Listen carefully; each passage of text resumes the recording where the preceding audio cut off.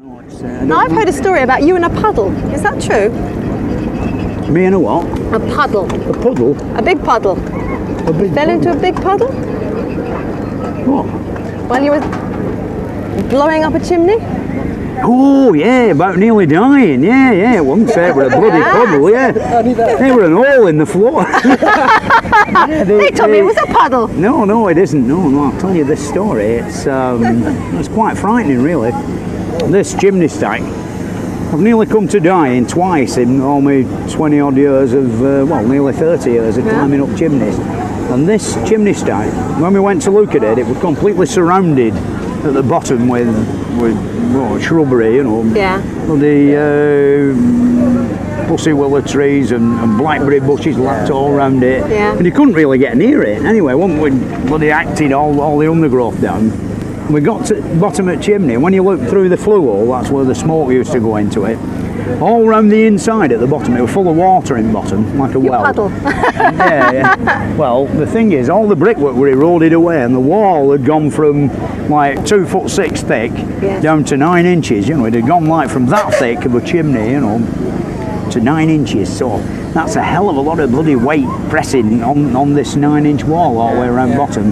And of course, the thing was about 160 feet high, and the what I've got to worry about is already on the grass in what had been all the undergrowth around the bottom, there were faces off bricks, you know, with the pressure downwards, boom, you know, it had blown bits off the outside, you see. And you think, bloody hell, you know, there's the chimney standing there like this. If I start to chop an hole in this side, the pressure on the brickwork around the back will become greater and greater as you are cutting and putting your props in. It's still going a lot more weight on back than there is on the timber, you see. Yeah. And it's getting to a stage where I'm thinking, well, even though there were miles off halfway mark, it's so weak down below in the water that it's going to go, you know, it's going to crunch, you know, crunch the bricks up that I've not cut out, you see.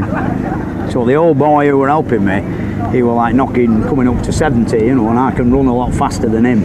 And so I said to him, Luke, did you send him in there? God, no, did I bugger it? No. I said to him, Luke, Gordon, you go over there and get out where work compressor is and get about 3 lines of bloody pipe on compressor, because I didn't know which way we're going to go, you know. All that I knew, you know, you're going to run, but it's going to be hard to run. The thing is, on this side, there were a brick kiln with trees 6 inches diameter growing on top of it, so you could tell it hadn't been a brick kiln for the last bloody 40 years, you know. That side of it, where the clay pit had been, there were a big fence up that had red skull and crossbone signs all around top of it, because they filled it up with some highly toxic stuff and put some topsoil on, and they'd surrounded it with this bloody oasis kept sinking in it and all, you know, donkey plonkers. So I couldn't run that way, I couldn't climb on the brick kiln. That way were impenetrable bloody blackberry bushes and all that. Behind it were the scrapyard from a forge, all lumps of iron and piles of cinders and all sorts of bloody rubbish in way. So it's a bit worrying, you know, which way you're going to run if it's heading for you, you know, sort of thing. The thing is that I'm stood round this side and the bonfire's in front, and we lit the fire round here, and I said to Gordon, you bugger off over there and I'll light the fire here and I'll keep chiselling while it's advancing round this way, the fire. And it had got to a stage where the heat of the fire were burning my leg, you know, still bloody drilling away at the brickwork. And when it's going to go, there's big vertical cracks appear in the masonry, you know, in the brickwork. And you can see them? Yeah, you put chisel on wall and just pull trigger, bang, once, and this crack will start, you know. Instead of, if it were a garden wall, you'd knock a quarter of a brick out, like, well, these are going like 3 feet long right upside a chimney, you know. And it's going, you know, like it's going to go, you know, so. And I backed up and fell down this bloody hole 4 foot deep, you know, sort of full of water. And what it were like the chimney were there and the brick kiln were here, like I said. The flue went underground, and it was one of these types of flues that went right round bottom at chimney and went in through slits, you see. And of course all that had collapsed, so we could see inside where the water were, but back here it was still a big arch underground.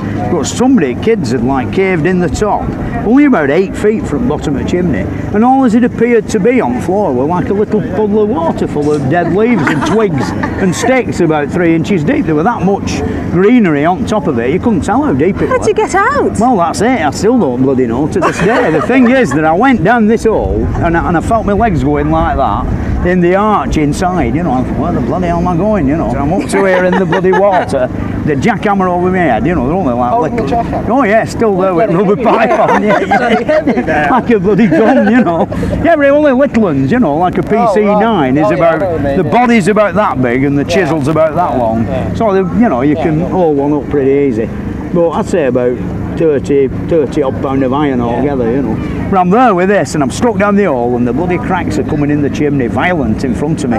8 feet away from here to that bloody can there. I thought, Christ, I'm going to die, you know. And I don't know how I come out that hole, come out like one of them bloody torpedoes out of a submarine, you know.